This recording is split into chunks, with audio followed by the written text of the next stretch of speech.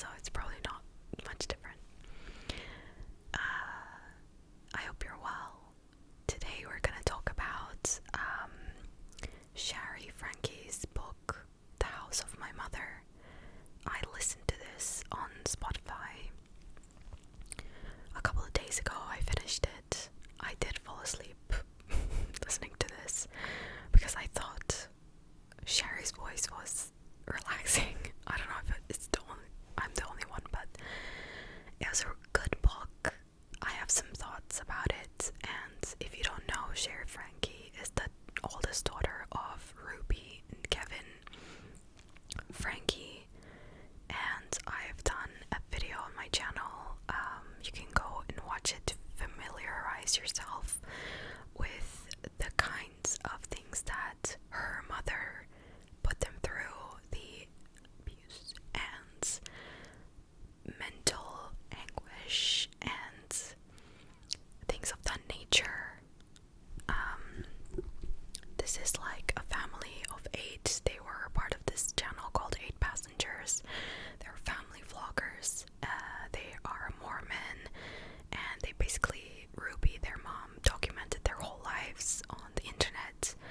Meanwhile, behind the scenes, things were not as they seemed online, but slowly people put 2 and 2 together, and after something completely explosive, completely tragic happened, officials got involved, and now Ruby is serving a sentence. I believe it's like the minimum is 4 years for abusing her children. So this book, The House of My Mother, is basically the story of Shari growing up in that household, in the Franke household, and how her mother treated her, as well as how other people, namely Derek, we'll get to that, treated her, and how she lived with a lot of torment and abuse throughout her life, and finally she was able to break free from it. So it's a story of childhood abuse, and it's, people say it's hard to read. If you haven't never experienced something like this, it will be hard to read for you. Some of the parts I was like appalled, like mouth open listening to it. It's very easy to read or listen to, so I'd recommend, if you want to like give it a listen, see her side of the story. Although I will say I haven't learned much new information besides this guy called Derek. I didn't know about that because I wasn't like their fan or regular viewer. I wasn't like up to date with their lore. Their, Ruby has done thousands of videos about their life, so this channel's 8 Passengers fans know already all about their lives, like in detail. So my opinion is that this book didn't actually reveal that much. She didn't use like real names and things like that besides Ruby and Kevin. And obviously for the siblings, it's totally granted that she didn't use them out of respect. And I believe she is now engaged to be married and wants to start her own family and is healing from all of this mess that happened in her life. So let's get on with like my review of this book. And I'm not gonna like spoil anything, like everything is already online, everything has been talked through thousands of times by a lot of channels, a lot of people, so this is not like juicy spoilers. I'm just gonna share my like key takeaways. I think her writing was really good. I agree with some people who said that there was some continuity issues, like it didn't really flow. At sometimes she was just talking about random stories, like she would just start talking about some random day. I think for her first like written piece of work, it's alright. It could have been edited better, but I thought it was fine, I think I gave it a 4-star. My main like shock with the story was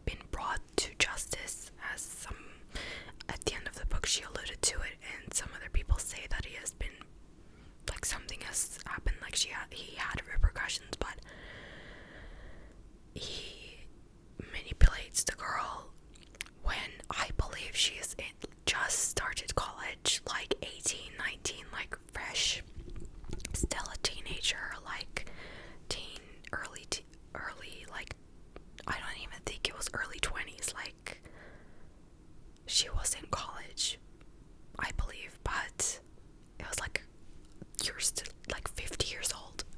It's just crazy. It's very disgusting, this relationship that they had. She didn't like have any role models, any adults in her life she described as to go to and like to tell about her problems. She had previously described of going to like a different therapist. Her mom took her out of this like therapist because the therapist basically, it wouldn't serve Ruby for Shari to go to therapy and learn that her mom's being horrible to her, right? So after like trying to talk to people who can help her and being let down and saying that she is, lying about things or not seeing things the way that they are, or exaggerating things, she decided to confide in this man. And after a while, this thing that they had grew sexual. It was in a sexual nature, and he, I believe, took advantage of her completely. She was emotionally vulnerable, young, didn't have anyone to look up to, and he pressured her into situations where this is like, I would say this is SA, continuous SA. And he would say like, just think of your future husband, when he pressured her into doing certain acts. He would say things like, just think of your future husband, like you wouldn't say no to him, would you? And that just blew my mind every time she talked about him. Like, how did no one notice this was happening? Obviously she was keeping it a secret, but and the craziest thing is he got away with no repercussions, at least that I know of, until later on. I don't know anything about this guy. He was not named, but that's her prerogative. But basically, when she finally, towards the end, she finally got the courage to go up to tell somebody the abuse that was happening to her from this guy, not her parents or anything, from this man who has been sexually taking advantage of her, mentally playing games so that she would do these things with him. She went to so many weird noises. She goes to her bishop and she says, she confesses basically of all these things that are happening. She says I've done these things, I know it's wrong. And then the bishop says oh, it's not your fault. Really, this is when they decided that it's good to drill. Oh, I'm so sorry, I can't stop it. It will be over soon. Basically, she goes to her bishop, she confesses it, but she gets punished for coming clean with somebody taking advantage of her. It's so toxic.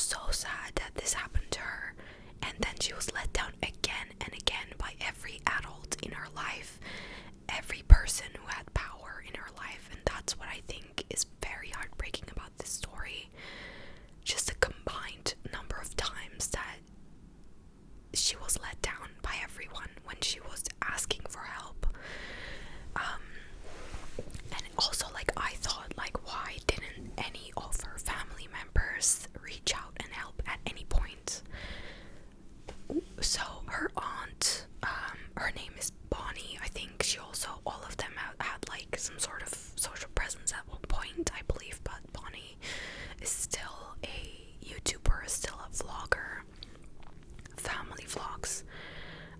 Shari, at the end of the book and in like court or whatever, she is trying to get like family vlogging to stop. She, goes and talks to officials to argue that it is unhealthy, it can never be ethical, like children can't consent to this. And at the end of the book, she also reiterates that, and she hopes that it will be over. After this, book has been published, Bonnie came out with a video, you can watch it on her channel, arguing, basically making her look like she is a good person. It's so fast and so calculated.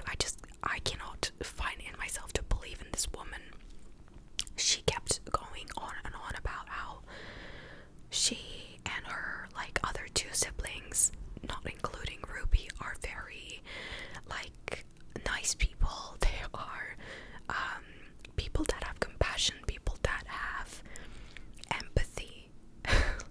It's just basically like a PR like what do you call it when you're like trying to make your image look better.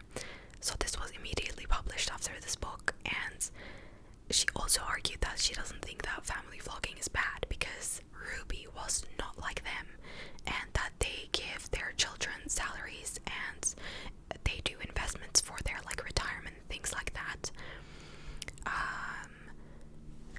And I think that that's amazing, and I don't know, like I have no children, so I couldn't speak on this topic at all. But it's just very suspicious that she came out like immediately and it was like, no, let's not ban family vlogging because your mom was a horrible person and she was literally a sociopath. And I and my siblings, they're great. Ruby was never like us. She's just a weirdo. Like, that's like an outlier. We shouldn't ban family vlogging just because one person has done this horrible thing, essentially, is what she's saying. But yeah, what's your thoughts about this? I think it's just a bit too calculated, and obviously it's all the hot topic, right? But I don't know. I think she did mention like there should be like she would be okay with, or she definitely agrees that there should be restrictions and things like that. But I think the way she characterized herself and calling herself empathetic was just, I don't know, I find it a bit funny. I think if you've never reached out to your niece and helped her in any way, and still and then empathize with her dad who watched abuse happen year after year, year after year, she's like, Bonnie sat there and was like, I feel so sad for Kevin. Like, Kevin, also I don't agree with Kevin sympathizers. I think Kevin got away with a slap on the wrist. Kevin was their dad. He's their father. Like, you can't be someone's dad and just sit there and watch them get hit if they can't do a piano song. They not get food if they didn't do something right. Like, or yeah, like she would like hit them literally. And I'm sorry, but if you're the dad, even if you go to work and stuff like that, don't like come at me saying, oh, he could probably goes to work and he didn't see it and da da da da. There were times that definitely like he would have seen it. I think, like, how do you then not do anything to stop it? Like, she's your wife, the mother. It doesn't matter who it is, like someone's hurting your children. Do something about it. What is wrong with you?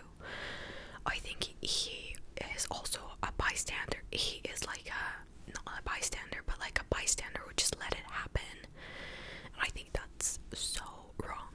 I think that's so wrong. Sorry, I'm getting so angry right now. Just re-remembering the things that I listened about and the things about this case, and like, how can you not be angry about this? Especially like, we're not even like, okay, Bonnie might have not known about this. Some families are very like distant. That can happen. But as a dad, you have failed your children. It's, how can you live with yourself? Like, damn.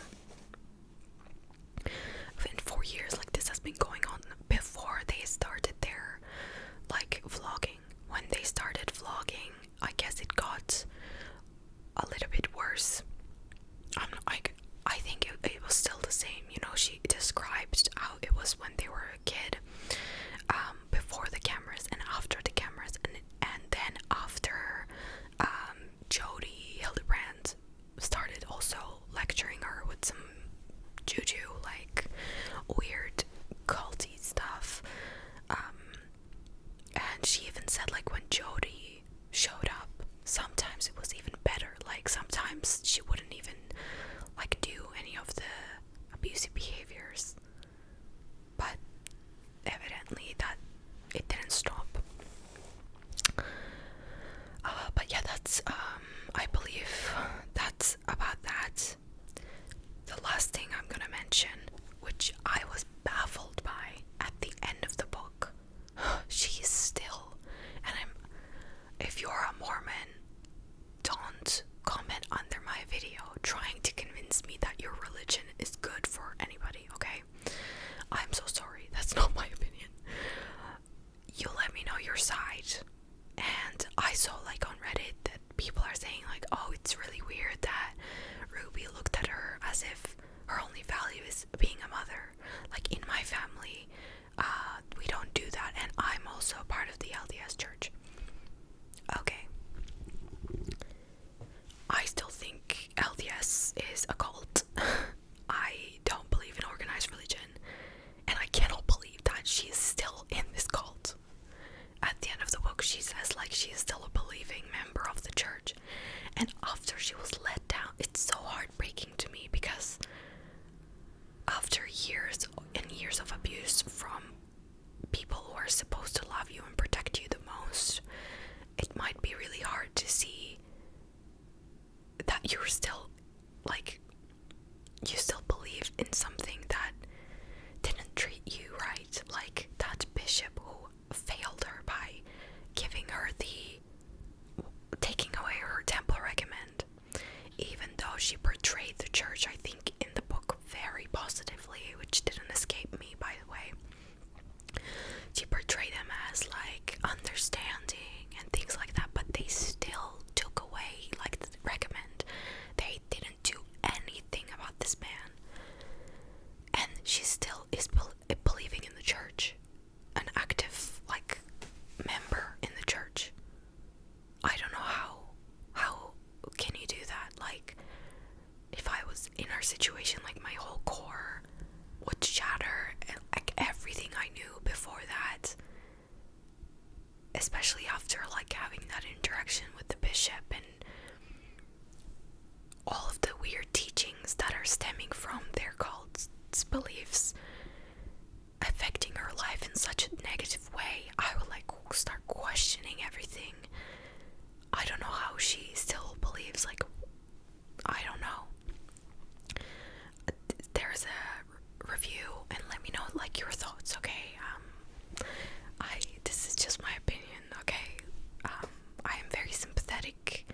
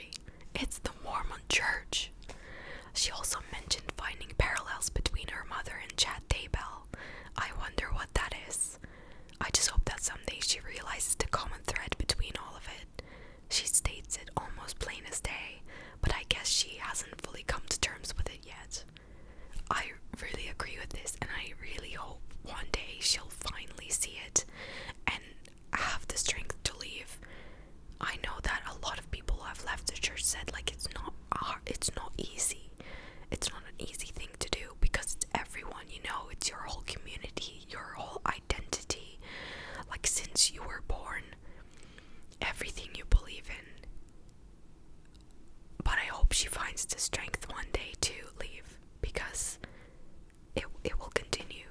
It's just, that's what they teach. Like she was saying, I wonder if my mom would have been different if she just like went into a career that didn't require emotion, like a caring emotion, like things like that, maybe like an analytical field or something like that, because she clearly lacked empathy. She clearly lacked like the skills to be a mom. Like she was asking, like, I wonder if she would have been different. But since the start, Ruby believed that she had to do these things because that's her faith telling her to do these things, and she thought that, although in an extreme way, she didn't question it at all. She thought like her value in being a woman is just popping out babies and having a family, and as big a family as you can. The bigger your family, the better. And that's what Mormonism taught her. So still staying in that religion, it just was like, I was like, oh, Shari, please